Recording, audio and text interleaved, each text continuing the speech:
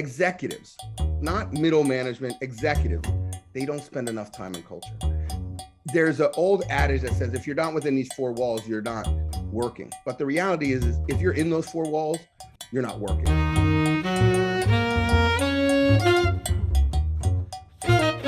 There's the next generation, Bonin, and you were a part of that. So why don't you talk a little bit? Give us a little of your background. It's varied coming into kind of your current role, which of course includes Triller, but other side projects as well, I know. Yeah, I mean, look, I was a tech geek and nerd since I was, 10 years old, started programming young and then made it to college and was a physics and political science major, but we started a web company in the beginning of the internet. And we did the first Jordache website, first Soccer Hall of Fame website, with my roommate, which is cliche, I guess. And then upon graduation, we sold that company, and I was actually coming to we had a 3-2 program with Columbia engineering. I was planning to go into engineering law, fell in love with philosophy, and was going to do a doctorate in philosophy at Columbia. And during that summer, I decided I could make a little bit of money freelance programming, and I worked at Proxycom, Razorfish, for those who remember those guys. And I went to an internet party, and there was a vodka fountain and a shrimp boat. And I thought, this is the best industry ever. I should join this industry. So for the next 10 years, I built 2 global digital agencies. One privately held. The second was part of IPG. At IPG, I also ran their investment group for emerging tech. So I did the first Facebook investment from a holding company. And I remember Michael Roth told me this was a losing battle. And then 10 years later, when I heard him talk about it, it was his idea. So I was like, okay, I guess that worked out for me. And then I left the agency side because, Shelly, I'm sure you felt this, but I thought clients were too dumb to buy good work. So I became a dumb client. And then I was chief digital officer of PepsiCo for 5 years. And I was chief media and e-commerce officer of Mondelez, which used to be Kraft. So charge of buying all of our media and running our consumer engagement across our global brands. Quit to invest in messaging technologies with the goal of getting rich. And I met a guy named Rich who owned the largest natural beauty business. And I joined as chief growth officer. And then we sold that business 12 months later. And then Triller is the last 18 months. I've been chief growth officer of Triller. And it's been an interesting ride and kind of, I guess, what is the emerging space of short form video. But, I run a portfolio company. We have 16 companies in the portfolio. And so that's who I am. I know that Perfect. Was not quick, but I tried. Oh yeah, that was pretty good for the extent of that. And it gives this long background of, entrepreneurship, media, marketing, digital, etc. The core around a lot of that is content and brand building and revenue generation. And all these things are intermingled in this role of the future of marketing and leadership. So give us your perspectives on how do you get the content and the dollars and the emotions to work together? Well, it's interesting because if you look, even in my own company, Bonin Ventures, I took the title of chief growth officer, and I started that, in 2016 because I believe that, look, CMO, I guess, would be accurate many times for me, or CEO of my own company, I guess, would be accurate. I really believe that we're in an era of unlocking growth.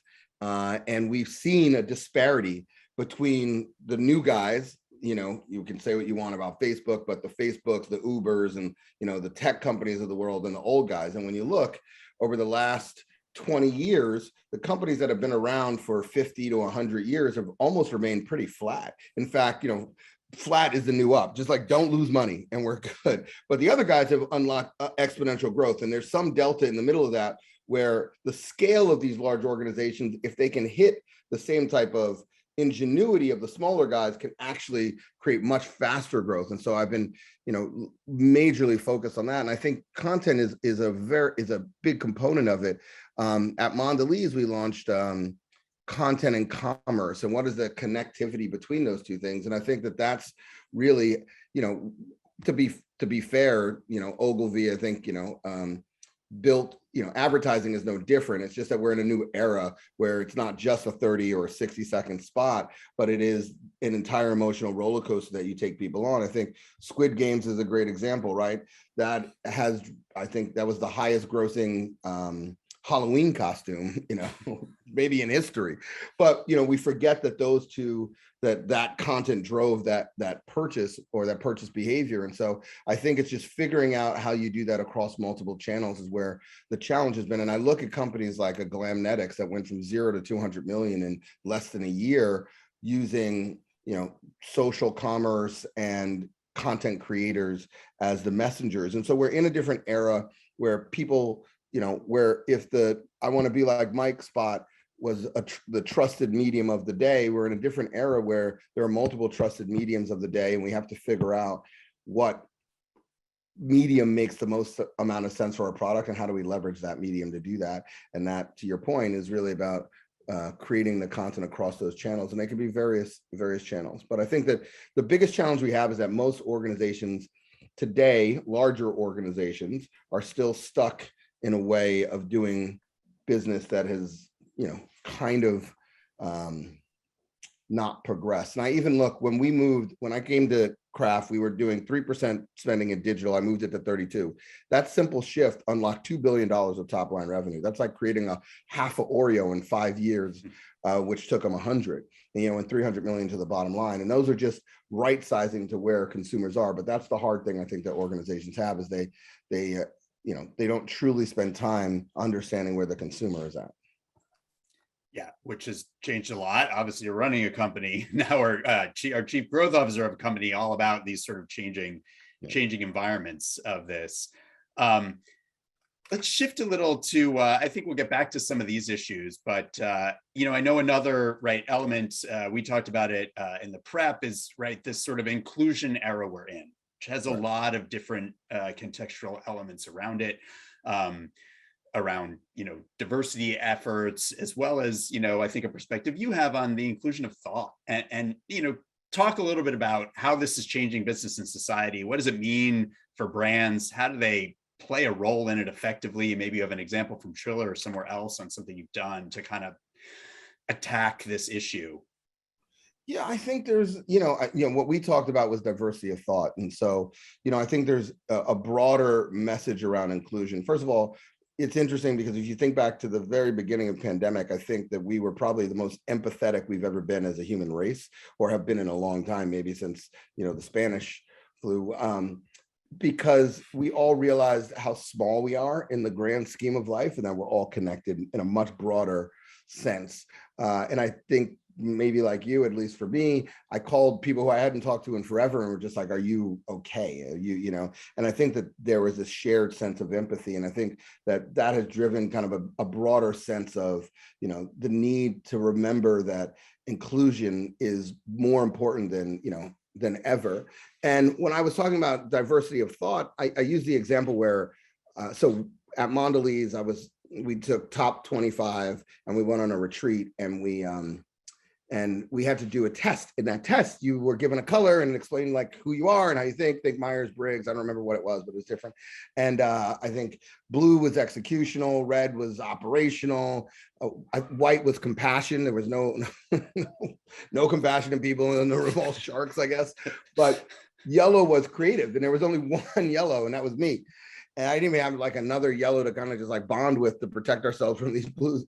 And it made me realize, no matter whatever race, creed, whatever gender, if you all go to for example, all go to, Columbia, the chances are that you think the same are very, likely. And so how do we begin to diversify the mindset that's inside of the organization, and how do we bring different types of thought into the organization? And I think that that's part of the era that we're in. And then I think the other piece of the era that we're in terms of the inclusion era is just, how do we right size the investments? I spoke a lot about, when we look at the boardrooms of most organizations, they don't look inclusive. When we think more importantly about where most companies are making their money, they're not spending the same investment level in the communities that they're actually taking money out of. And so how do we change some of those thought processes? And I think Shelley said it best, is that people are watching. They want to know what you're about. And it was one thing you used to be able to hide, but now we're in a world of radical transparency where not only do people want to know what you're about, but sharing what you're about has the opportunity to create disproportionate advantage for you. Great. Is there an example of something I mean, that you've worked on? Yeah. Some people might remember this. This is even before. So on graham crackers, we did a campaign where we showed for the first time mixed race, mixed gender, couples and their kids. And we talked about everybody sharing a moment over a product that they loved, and it was graham crackers. And we got so much, we were banned by, a number of organizations. Yeah, it was all over the press, and it was really, but we had letters written to us, tweets. So we took all the tweets that were written, negative tweets, and we had 2 artists in Brooklyn create a sculpture on the floor. And what they did was they created a word love with all the negative tweets. But then outside of that, which was 10 times that many, they put, they surrounded it with all the positive tweets. And we took that video that was shot in real time, and we sent that out. And it explosive. It was the #1 shared commercial, for the year. And, graham crackers was up 22%. And to be honest with you, graham crackers it's a graham cracker. It's not like, it's never seen that type of growth.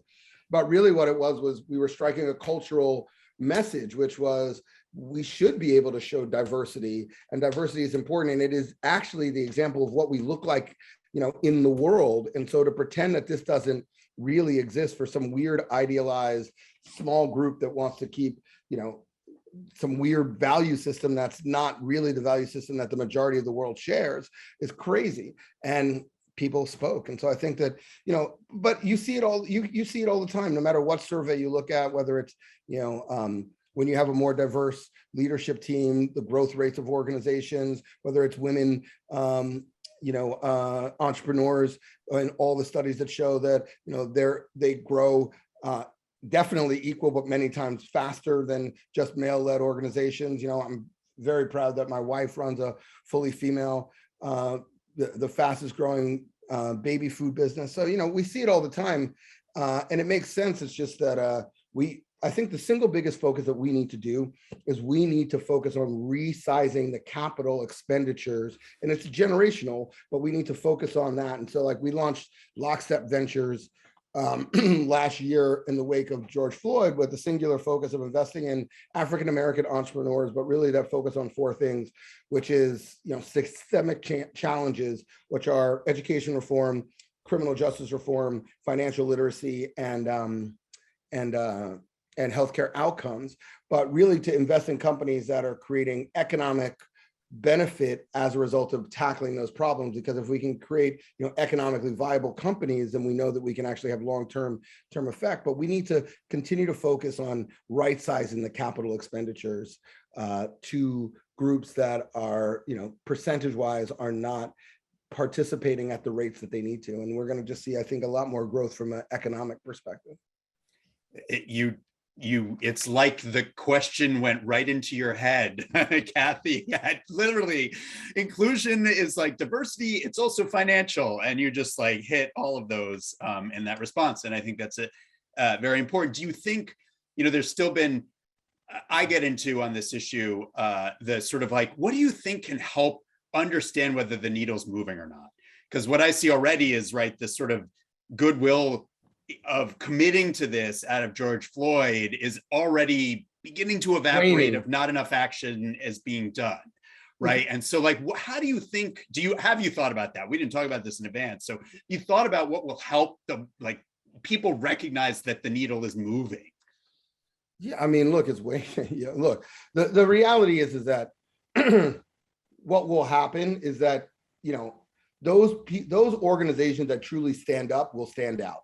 And so, it's one thing to have paid lip service to it and wanted to check the box when it was a PR experience. It's another thing to have lived through it and actually are truly committed to delivering those dollars come hell or high water. It's not easy work, right? And so that's the bottom line. We need more organizations that try to help it become more easy. I mean, even for us, us putting together a pipeline of companies that are doing that is, hard work. We just announced our partnership with LG, and what's great is that they're working with us for lockstep on doing that. On Triller, we just announced ownership for almost 300 Black creators. So, I mean, you have to create operational systems that do it, and you have to be truly committed, not just to make a commitment, but truly committed to it. I think that all of this stuff comes out in the wash. Look, the audience that's on this today, I'm sure, are much more focused, and generation after generation become much more focused on the equitable distribution of opportunity and capital, quite frankly. And they're looking, and they will make decisions that, continue to drive that. It's not going to happen, the month after George Floyd. It's not going to happen in 10 years. It truly is a generational challenge. But I believe that we are going in the right direction, but it will take more larger organizations. Like, we've seen commitments, multi-billion-dollar organizations say, I'm committing $100 million. That's not real money, and so we need to hold their feet to the fire and say, look, you might think it feels good, but the reality is it's a drop in the bucket of the disproportionality. And even more importantly, and this is why what we do at Lockstep is so important, is that the opportunity, we believe we're going to see outsized returns because we're investing in a class that has been underinvested in, and as a result are so focused on not losing. Like, they will bite their arm off and beat you with it to win, because that opportunity has been. And so understanding that there is a true economic opportunity to transform your returns is, where people's head have to be at, and whether it's, all the minority groups. And so I think we're seeing that, government is leading the charge. I think the new bill has, I think 40% that has to be delivered through minority-owned organizations. I think 8A was an attempt. I don't think it was great, given that it really only addresses small companies, which is an issue for me, small minority-owned companies. But it's an attempt. So I think we're moving in the right direction, but we do need to report on this. Like, when I spoke about this, I said, look, I've seen large organizations, when they wanted to change, them to become more tech, what they do, they put a tech person on the board. So let's start with looking at boards. What's the board complexion look like?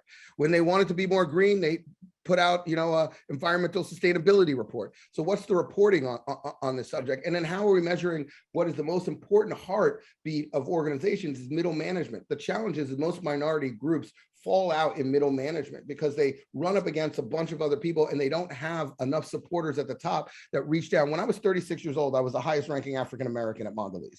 Look, I think I'm really good at what I do, but come on, dude, like, the largest snack food company in the world, come on, that's an issue. There's not enough people to reach down and pull them through. And so that middle management layer needs to be addressed, but we know these things. And so, these are basic 101 if you understand organizational culture or change. And we just need to hold these companies' feet to the fire to address this. Sorry, I went on a little bit of a rant. I apologize. That's great. And, it's a deep dive into this topic, which is very important right now. And to your point about the reporting on it, there's a duality of that, right? One is we actually have Shiva Rajpal, one of our faculties in accounting. He's very focused, has a great Forbes column all about how do we get into ESG, what are actually the legal and reporting requirements and all of that, so that we actually do get this transparency on sort of the financial and the activity end. Then also marketing, right? The reporting on it also means, how do we translate it so it is organic, so people do see that it is actually happening, that it's moving the needle, that those who are doing it really well at a small way are putting the pressure on those, just as you pointed out, on those who are the bigger players and may not be, their sense of what they need to do needs to be higher than it is. So I think all this is great. And I think reporting, I think reporting helps you understand, it's so funny. We talk about companies as if they're different beasts. They're just institutions of humans, right? So, I mean, such is everything that that's what this world is. It's just humans. Well, and other creatures as well. But it also helps you understand where the breakdown in systems are. I think a great example is the educational system. Look, I'm born and raised in New York. I love New York, but single mother. I mean, my parents separated, they're back, and long story, but lived in Harlem during crack epidemic. I am a statistically should not be here today, But the reality is my mother focused on education, and she had the support of schools that had talented and gifted programs. At that time, every one of the schools across New York, or the majority of them, had talented and gifted programs. If you look, and I ended up going to Staten Island Tech. I got into Stuyvesant, but I didn't want to commute anymore. I'd been doing it for years. So I went to Staten Island Tech, which is one of the five, you know. But if you look today, like charter schools have destroyed the notion of talented and gifted. And so we've removed those. And as a result, I think Stuyvesant had 4 Black students this year. Like, that's insanity. Like, that's crazy. And so, you know, we also need to, and that's, you know, at least we have public reporting, which means that the system is broken, the feeder is broken somewhere, and we need to fix that. And I think the more visibility and transparency we have to that, the more we can fix these human systems, because at the end of the day, it's not necessarily I mean, some of it is racial, some of it is sex. I mean, some of it is deliberate, but the majority of it is just not realizing the challenges that actually exist because we don't have a microscope to actually understand the problem. Yeah, I totally agree that a lot of it is just a lack of attention to the detail of it, right? It's unintentional issues going on mixed in with the intentional issues. Wow, this is great. We dove into this a ton.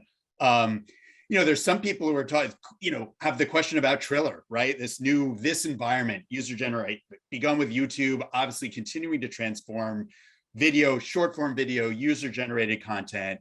You know, talk a little bit about sort of Triller, TikTok. Where do you see consumers moving? How are you trying to create growth for Triller in the midst of this changing environment that keeps going on? You know, I think one of the most underutilized assets with organizations, companies in general, is culture. Culture is probably the single biggest, well, talent, humans, talent, focusing on investing in talent and people. And I just had a long conversation on an airplane ride last night about the importance of talent and how most organizations don't realize that their number one asset is the people who are working inside their organization. And even crazier is that when people want change and growth, they try to find a change agent. Like, the one person is going to pull a rabbit out of the hat and change their entire organization of 110,000 people. But the companies that truly win are the ones that have a culture of reminding everybody that they're a change agent. Google, Facebook, you know, their journey is only 1% complete. I mean, the janitor is only 1% complete. We're changing the world, you know?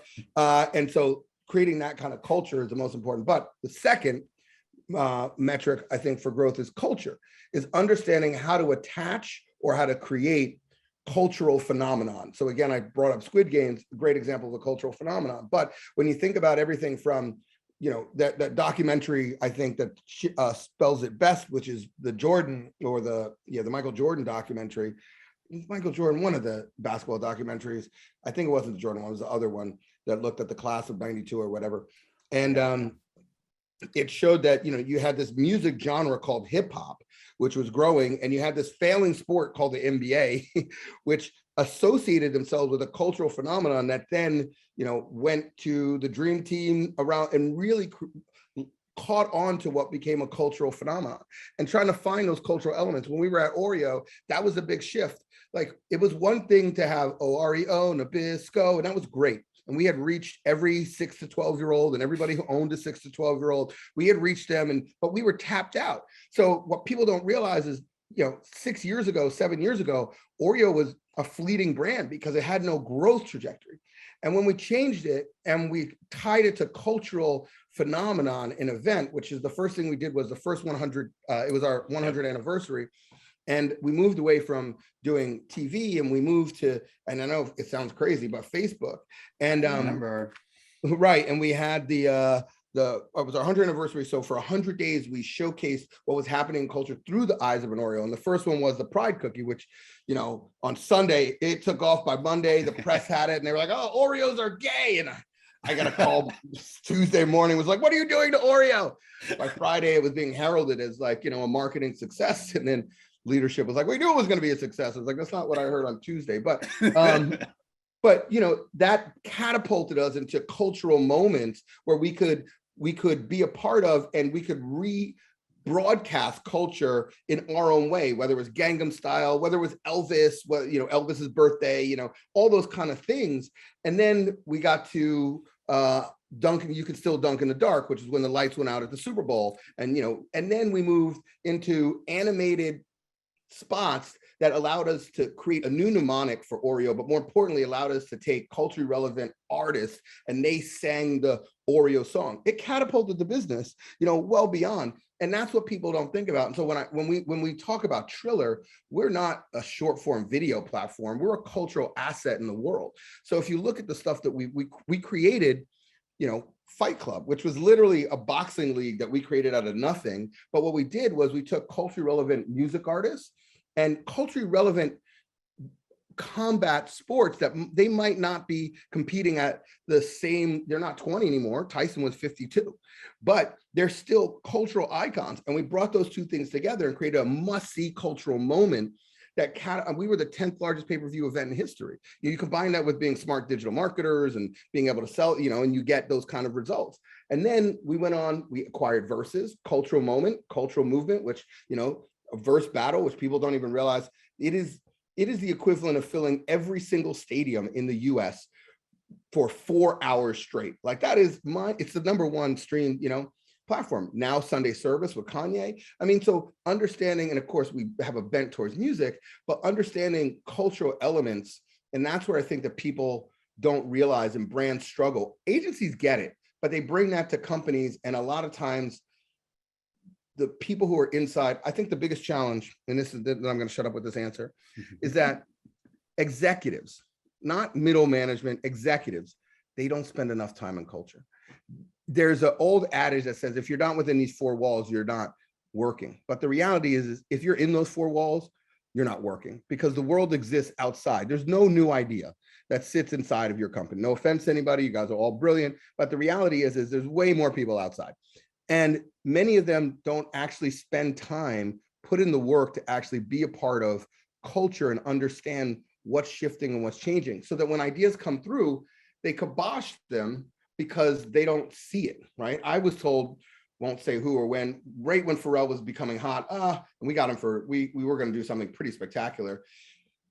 If I reveal it, you'll know what company, but was told, we don't think he's big enough because they didn't have the they didn't have the sensibility for it because they don't spend any time in culture. And that's why, unfortunately, the, youth is wasted on the young, but yeah.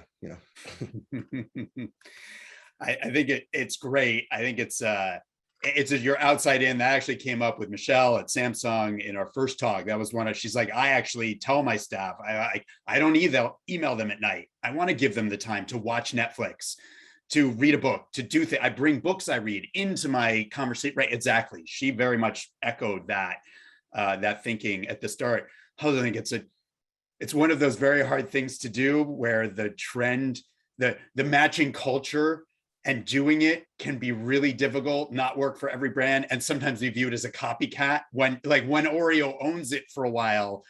Sometimes other brands, it's like, you're just right. It's a very challenging thing to find that. You need to find the trend that you can be unique on. I think you need to find the trend, and you also sometimes need to trust people. So a very good friend of mine, when I was running Shea, very good friend of mine, I invested in Superphone, Ryan Leslie, for those that know him, artist as well. He called himself the Black Mozart. I would believe that. I'm a very big fan. I was one of his early investors, but he came over and he played a song, and it was Cardi B. And he said, you guys should do Cardi B. And it was raunchy. And I was like, this is before anybody knew who Cardi B was. I was like, I don't know. And, it's funny. And again, I shoot myself, whether Gary Vaynerchuk was like, hey, Instagram, you should invest in. And that was when they had 6 people. I did the first campaign with them. We did a brisk can that had all Instagram creators. And I was like, it's just a photo app. Sometimes you got to get out of your way and trust the people who have intuition that are better than yours. And, I think over the years I've learned that. And I try to be more sensitive to the fact that, there are people who have a je ne sais quoi that is, a little closer to what's happening, or they see something that you just don't quite see, and trusting those people. And I think that that's where it breaks down. Whereas we get scared when it doesn't feel, when it doesn't feel somewhat secure, when we don't see it. So. Any other thoughts about, a couple of the students have brought up, right? Gosh, you're involved in so many things, right? How do you balance? Like, it's so exciting. It gives you this outside perspective. It's the recommendation. How do you balance, right? This mix of working with Triller, of having your own company, of being involved in other media and properties and that kind of thing. What's, advice for those who are still growing their career right now on how you balance all this? You know, I think there's a couple of things that I've thought about recently, and I'm just going to say, unfortunately, my father. Well, first of all, hey guys, I wrote a book called Text Me 646-759-1837, and it's meant to be the Freakonomics. Actually, originally it was called Digilance. It was going to be a big book, and I wanted to find a publisher that would reinvent publishing with me. And I found one that said, yes, we want to reinvent publishing. And it's 120 interviews with everybody from Dick Costello, owner of the Dodgers and the Warriors, Chopra, at the time, Dick Costello, CEO of Twitter at the time, and Peter Guber, who's the owner of Dodgers and Warriors, and a bunch of people.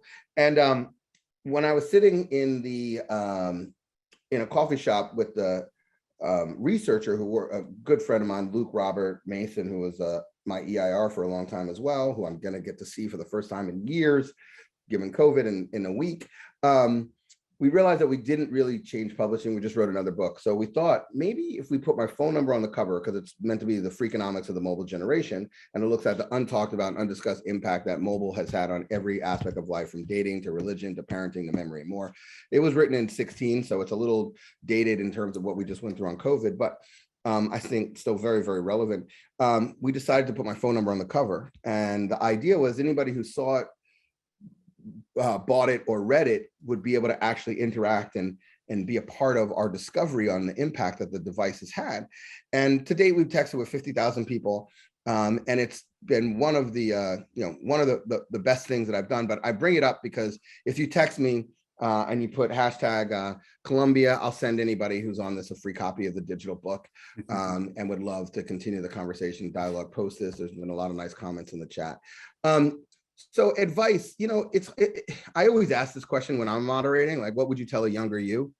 And it's probably one of the hardest questions, but most recently, unfortunately, my dad passed about 2 months ago. And 3 years ago, my younger brother came to me and he said, look, my dad was a photographer for 60 years. He shot throughout New York City. He shot street scenes. He shot jazz when nobody would shoot it because he was a jazz musician until 34 in Chicago. He shot Black women when really very few photographers were willing to shoot them. Beverly Johnson, the first Black woman on the cover of Vogue, he shot.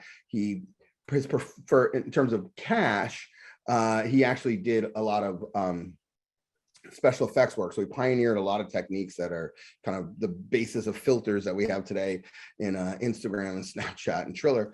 He taught at FIT, taught at NYU, retired at the College of Staten Island. And it's interesting because I go out there, I said, I'll be the judge, younger brother, of how much there is.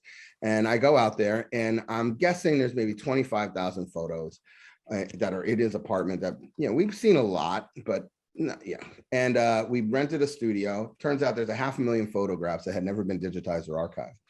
And we did that. We shot a documentary called The Decisive Moment with him. And it was a fascinating uncovery of a craftsman's work ethic. And, I don't even remember how many rolls of film it was, but yeah, 500,000 photographs. But I had his very first photo, very first roll of film, all the way to his last. And he was trying to learn how to judge human behavior because what he really cared about was capturing people in that moment, right? And he wanted to learn, but he was afraid to shoot people in the beginning because, he was just learning. So he shot squirrels. And that first roll of film, there's a squirrel, and you're like, okay, it's a squirrel. By roll 80, you're like, this is the best looking squirrel I've ever seen. By roll 200, you're like, it's not even a squirrel. It's like, and you watch this dedication of craftsmen. And so I bring that up because I asked my dad, as we were going through this whole thing, advice. And, he said, do what you love, but more importantly, love what you do. And I know that sounds weird, but really it's to say, you have to be so passionate about the thing that you do that it wakes you up in the morning. So I think the piece of advice is find the ways to find those love moments in the things that you do, because you'll be much more excited and much more successful. And then the other piece of advice that I would give is, and I've been very lucky, I shot 3 documentaries with my dad. We did a trip across the Yucatan for 21 days, a trip across Africa for 21 days, and so I spent a lot of time and got to capture a lot of moments. But my mom unfortunately died at 65, much earlier than my dad, suddenly. And I always thought my dad was going to be the one that goes first. And so I spent more time with him to try to document, and not with my mom. And I'm going to say 2 last pieces. I went back, and what was the most, there's 2 interesting things about the collection is I would go into the studio on a Saturday when nobody was there. One, I didn't know who my mom was when she was 20, but I got to see, because she was his muse. They met when she was 22. He was close to 50, so that's a little inappropriate for these times. But and anything he wanted to try or test, and she was so vibrant and happy, like anything was possible. And you could see this. She was a different person by the time I was older. But you could, So I think first is, don't forget to appreciate the ones that you love, and make sure that you find the time. Like, pandemic was amazing for me because I spent 20 years of my life on the road. That's all I did, 80% travel. And this is the first time that I got to go to the one place that I've never been, which is my own home. And I got to appreciate the ones that I love. So I think that, and then the last piece is, when I would go into the studio, I would see, we had tables, it's 5,000 square foot, and we would have tables and tables of photographs everywhere.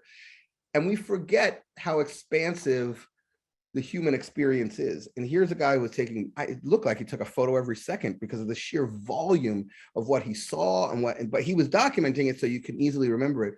But don't forget to, they say smell the roses, I guess, is to realize that the expansiveness of your experience is so vast, and to appreciate every moment. The last other piece is travel as much as you can, because it gives you perspective on culture. Okay, I'm done.